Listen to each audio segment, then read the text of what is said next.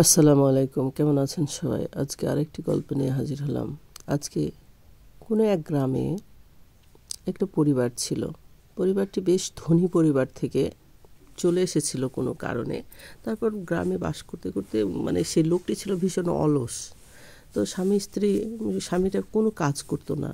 আমার গ্রামের লোকেরা দয়া করে কিছু দিলে সেটা খেয়ে বেঁচে থাকতো। সে বলতো, আমি জমিদার পরিবারের, আমি কোনো কাজ করতে পারি না। তো এটা শুনে গ্রামের মানুষের রাগ করলেও দয়া করে তাদেরকে কিছু খেতে দিত। তো এভাবে চলছিল স্বামী স্ত্রীর দিন। তো সেই গ্রামের একটা ডোবা, যে ডোবাতে সবাই গোসল করত। তো সেইখানে এক কুঁজো ভূত বাস করত। সেই ভূত মাছ ধরে ধরে খেত, আর গ্রামের মানুষকে সেভাবে বিরক্ত করতো না। তো কোনো এক মানুষকে ভূতে ধরলে কবিরাজ ডেকে এনে কবিরাজি বলেছিল, তোমাদের গ্রামে একটা কুঁজো ভূত আছে, তো ওই ভূতটাকে তোমরা তাড়িও না, সে তোমাদের কখনো কোনো ক্ষতি করবে না, ওকে যদি তোমরা না বিরক্ত করো। তো যাই হোক, এভাবে থেকে গিয়েছিল। এভাবে দিনগুলো চলে যায়। তো এর মধ্যেই সেই জমিদার পুত্র বউটা আর কি গর্ভবতী হয়, তার বাচ্চা হবে। তো এর মধ্যে পেটে বাচ্চা আসার পরে একদিন গোসল করতে গেলে কুঁজো ভূতটা হঠাৎ বউটির সামনে দেখা দেয়। তখন বউটি ভয়ে একেবারে চিৎকার করতে করতে পুরা গ্রামবাসীকে জড়ো করে।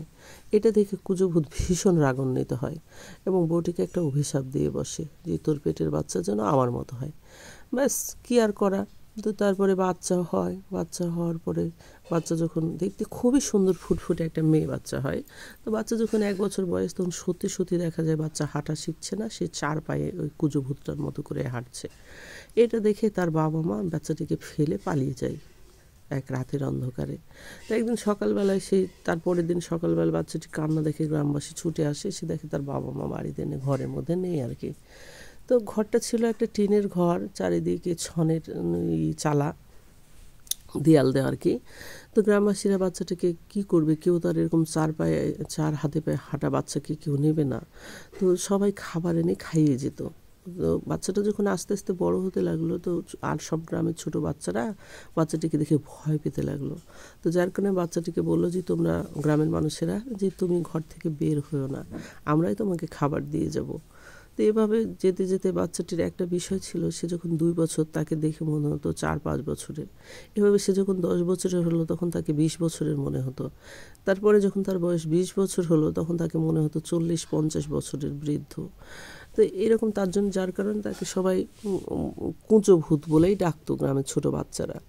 তো এভাবে মেয়েটার বয়স যখন 17-18, তখন থেকে সে, তার ভিতরে যৌবন এলো। তখন সে বুঝতে ভীষণ কান্নাকাটি করতো। সে প্রায় স্বপ্নে দেখতো যে কোনো এক রাজপুত্র পঙ্খিরাজ ঘোড়ায় চড়ে তাকে বিয়ে করতে আসছে। তো ঘুমটা ভেঙে গেলে সকালে সে ভীষণ কান্নাকাটি করতো যে এই স্বপ্ন তো তার কখনোই পূরণ হবে না, এটা কি করে সম্ভব। তো একদিন সকালবেলা তার দরজায় টোকা শুনে সে ঘুম ভেঙে ভেবেছিল গ্রামের মানুষ খাবার নিয়ে এসেছে। সে দরজা খুলে দেখে যে, যেহেতু সে মুখ দেখতে পেত না মানুষের, পায়ের দিকে দেখলো 4 পায়ে একটা ঘোড়া। সে কল্পনায় ভেবেছিল ঘোড়া কেমন হয় দেখতে।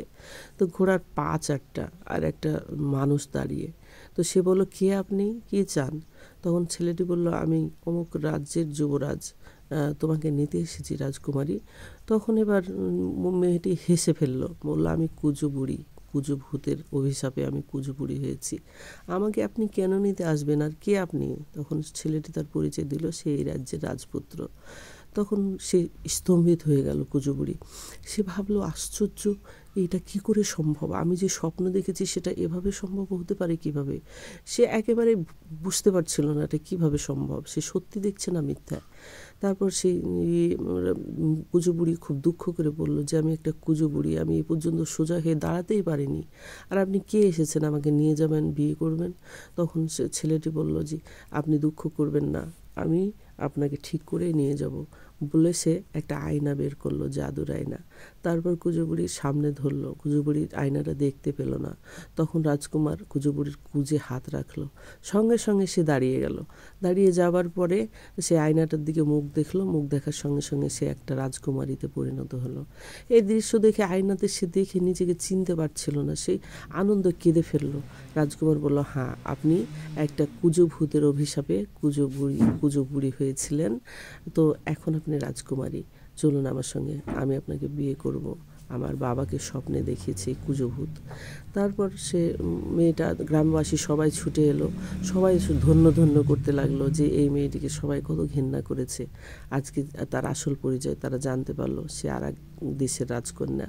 তো যাই হোক, এরপরে মেয়েটিকে নিয়ে গেল সে রাজকুমার, এবং সে রাজ্যে যেয়ে তাদের ধুমধাম করে বিয়ে হয়ে গেল। আমার গল্পটি আজকে এখানেই। আল্লাহ হাফেজ, ধন্যবাদ।